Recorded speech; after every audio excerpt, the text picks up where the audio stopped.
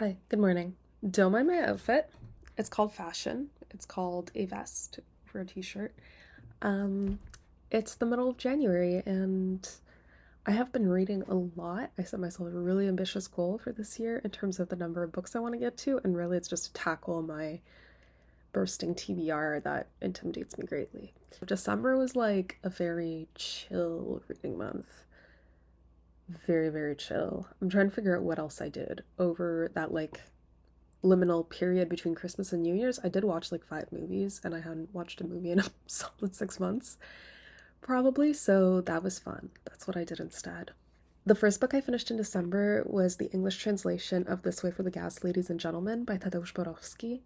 It's a series of fictionalized tales that recount his own experiences as a Pole working in concentration camps and specifically being tasked with some of the most horrific things that happen there. This is an impossible book to rate just because it's like super harrowing. I'm just going to read a portion of the review I wrote, which is: he describes the experience as being one of the many who led others straight to their deaths, unloaded corpses from gas chambers into crematoriums, or unloaded crushed infant bodies from the trains. He describes hunger, dehumanization, desensitization, detachment, memories of the before times, the omnipresence of quick and drawn-out deaths, festering wounds, and all the horrors that come with the above. Most strikingly, he touches on human morality and why he and others complied rather than rebelled. Broken spirits abound. So yeah, that's my impression of this book. I ended up rating it 5 stars because it left me so harrowed. I don't really know what else to say about it. It's a short book. It's a harrowing read. I think I recommend it if you're looking for this sort of thing and if you're prepared to deal with some very, very graphic and painful descriptions. And then I just sort of stayed with I just kind of stayed in this short story kind of horror. I mean, this was less severe horror. This was less terrible things people do and more supernatural weird stuff happens. That was Smashed by Junji Ito, which still just looks like one of the characters from Hellraiser on the cover. And then this was fun. It was a collection of 13 short stories. A bunch of fun stuff happens. Blood rains on the ground.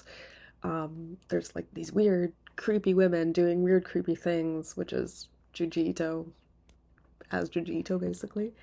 And then there was a series of stories I really liked that reminded me a lot of Rob Zombie's House of a Thousand Corpses. I have a feeling Junji Ito saw the movie and was like, I did it better. I did it way better.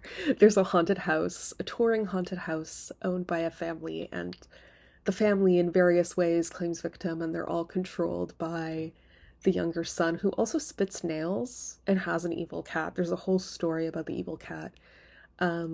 Lots of fun.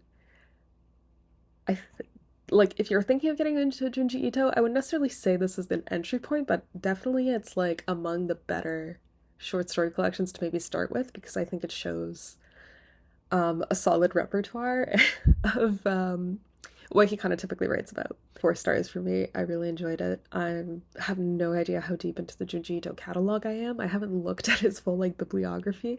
I've read maybe 8 collections or books or stories. I have 2 more borrowed from the library, another one on reserve. I still haven't read Uzumaki. We're getting through it slowly but surely. One day maybe I'll do a video about all of them. One of my favorite authors that I discovered in the last year, so that I read for the first time in 2023, was Paul Tremblay. So with that, I was really disappointed by his short story collections, Growing Things. It wasn't bad per se. There were a few stories I really liked. There were 2 that reminded me of video games. The Rusty Lake series is a series of mostly free mobile games that have this really weird, creepy vibe and time travel stuff and people in animal masks and secret societies. And just the vibes of that are so good. And there was a short story in here that really, really captured similar vibes and I loved it. And then there was another that reminded me of What Remains of Edith Finch, which I could only play for about 5 minutes because I get very motion sick with first person POV video games. and I really want to play it. So reading this short story, this particular one in the collection, made me feel like I got at least a little bit of a playthrough of something similar. So a really fun collection, and Growing Things, the titular story, is one of the stories that the sisters in Paul Tremblay's book, A Head Full of Ghosts, that I absolutely loved. It's one of the stories that the sisters tell each other, and the sisters are featured in a couple of stories in here. I liked those, but then there were a few that dragged on. And I'm talking about the dog walking story. I think it took me a week to finish it. I kept just like, I was reading it on my Kobo and I kept falling asleep like every 3 pages. This is a story written in the letters that the respective dog walkers of a particular person who needs a regular dog walker write to him about what's going on in the neighborhood, and then one of them like kind of stalks them, one of them's kind of weird.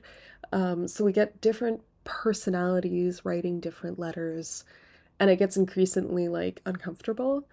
But the pacing of it was just so off for me, and like it didn't work as a longer story. I think it should have been edited way down. Um, and I think just in general, a couple of the stories like lacked the oomph I would have wanted. So I ended up giving this collection only about like 3.5 stars. I would say that a lot of these stories felt like the last page had been ripped out, and I was like, no, come back. Um, please finish. I want to know what happens next, which can be a cool feeling in a short story. So if you're into that, I do recommend these. And for a very similar reason, I recommend Give Me Your Heart by Joyce Carol Oates. This again wasn't like my favorite collection. It also got kind of 3 stars. This is a series of maybe 10 short stories. But some of these were so good that I was reading them as bedtime stories, and like I couldn't sleep after because my heart was just pounding. And that rarely happens to me, even though I read a lot of horror. And this wasn't necessarily horror, it was just like psychological weirdness. And there were like scenes where I knew what was going to happen. It was relatively predictable, but I still sort of held my breath, like watching a car crash in slow motion. Like they really gave me that impression. And again, these had that sort of like tease of, oh, but I want the story to keep going. Why did you end it? So whenever I would finish one, I wanted to start another because I just kind of wanted to keep reading. And this would happen always when the story is getting like extra good. But I had the same issue with this as I did with the Paul Tremblay collection, which is that some of the stories dragged on so much for me that it took me ages to finish this because it took me like a week to read a particular story. And when it comes to collections, I really don't like skipping. I really try to power through. Um, Maybe that's something I should start doing and just skipping the stories that don't interest me. But then it feels like I can't review it.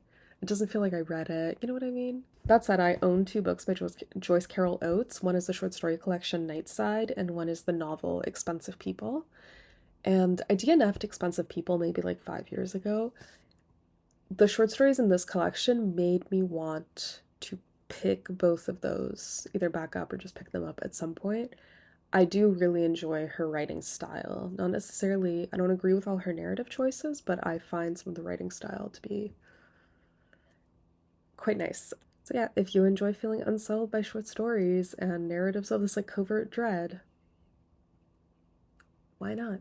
Or, or this is the 5th short story collection I read in December. What was I doing? I was just in a mood. That's 19 Claws and a Blackbird by Agustina Bazterrica, who you may recognize as the author of, as as Goodreads put it, the TikTok sensation Tender is the Flesh. So I was like, okay, I've read Tender is the Flesh, the cannibalism novel. The factory farming cannibalism novel is a good way of putting it. So that was kind of all I knew about the author, is that she can write very grisly scenes, very brutal scenes, and present the familiar in a strange way, which is always fun. There were 19 stories packed into this very, very short book. I listened to it on audio, and on audio it's only about 4 hours. So it's about 5 stories per hour, like 10-minute stories. And I was running to these on the treadmill, and I have to say, they were engrossing enough to distract me from the pain of running. Because they were so short, they kind of had to focus on something very specific and would read like unfinished vignettes or unfinished draft scenes Like it really felt like the author just kind of collected a bunch of her writing exercises, polished them up a little, and tossed them into a collection. There's a couple in here that are good, and I'd say overall it does paint an interesting picture. I've been trying to read a lot more South American lit because I realized a couple of years ago that I'd barely read any. And I think this does paint a certain picture of Latin America. And that's very like specific to Latin American culture. And I did really enjoy that, but like I said, a lot of these were forgettable. I think the most memorable one was the one with the rabbit, and then the taxi one. And those are like the two that really stick out. Otherwise, it's just a haze of good grisly writing. So this got a solid 3 stars from me. I recommend this if you're looking for no plot, just horror vibes, and make it gory. So yeah, 5 short story collections in December, and then one book. One book, well loved. I attempted to not annotate everything. The annotations are color coded, so if you've never heard of this book before, if you've never heard of this author before, I'm pretty surprised because she's big in the litfic world. A Tale for the Time Being is the story of Ruth, a fictionalized version of our author, possibly fictionalized, who finds a diary written by 13-year-old Naoko, or Now, and we get the story of Ruth reading the diary along with what is in the diary itself. And this book explores a lot of really big themes. Notably, Now grew up in the States and then moved back to Japan and is having, to say she's having trouble fitting in would be the understatement of the century. And her parents are also very much not adjusting. The reason they moved back to Japan is because her father lost his job in Silicon Valley, and they suddenly went from an affluent American lifestyle to a poor, well, impoverished Japanese lifestyle. And Now is finding out a few things about her family history, notably about her great-grandmother, yes, 104-year-old Zen Buddhist great-grandmother. So Now gets to know her and gets to know her family history, and we get these wonderful discussions and interpretations of intergenerational trauma, especially as a result of international conflict and war, and how that ripples through families. We get very interesting discussions about mental health and bullying and victim and perpetrator, and also death and life and choosing to die. There's a lot of suicide conversations and topics in this book. So if that's a topic that you're sensitive to, I would recommend holding off on the book.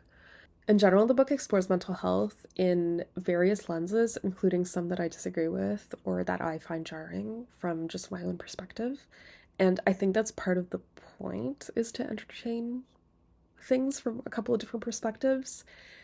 Duality is a really big theme in this book, and yeah, history and the ripples of history and witnessing a narrative and concurrent narratives, like when are things happening and does it matter, time collapsing in and of itself, quantum physics is used as a constant metaphor. At some point, I think I want to make a video revisiting my annotations and just like going through the book with you because it is absolutely beautiful. I'm still sort of formulating all my thoughts about it. I buddy read it with a couple of people and we had some really like interesting little discussions. So yeah, what can I say? It's a 5 star read. It's a 5 star read the same way that Ruth Ozeki's other novel, The Book of Form and Emptiness, was a 5 star read for me last December. I also loved that one for very similar reasons, and I knew I would love this one, and I spent, like, I think a good 3 weeks reading it. Just really took my time, annotated, went back to stuff, had a little cry in multiple spots, because it's the book, a kind of book that gives you a little cry and that demands that you take your time with it. In fact, fictionalized Ruth actually explicitly takes her time reading the diary really slowly and pacing it almost as like one entry per day kind of thing. And some of the characters in the book kind of criticize her for it. They're like, well, don't you just want to get to the end? And she's like, yeah, but that doesn't like feel right. Like I'm trying to experience the story along the same timeline. And I think the pacing of the book allows the reader to do that as well. So yeah, if you like being a little bit sad while reading, and also if you don't mind some dream logic, because this does have some dream logic that's like a little woo-woo, and you have to both tolerate the dream logic as well as be okay with some graphic depictions of violence that humans inflict on other humans or themselves. So I think there's a very narrow audience for this book. I read some of the 1-star reviews and I'm like, I totally get why you found it a 1-star book, but it's a 5-star for me. It really landed for me. Loved it. And it was a really lovely way to wrap up my 2023 year of books. Have a great rest of your day, and I hope you read a really, really good book soon. Okay, bye.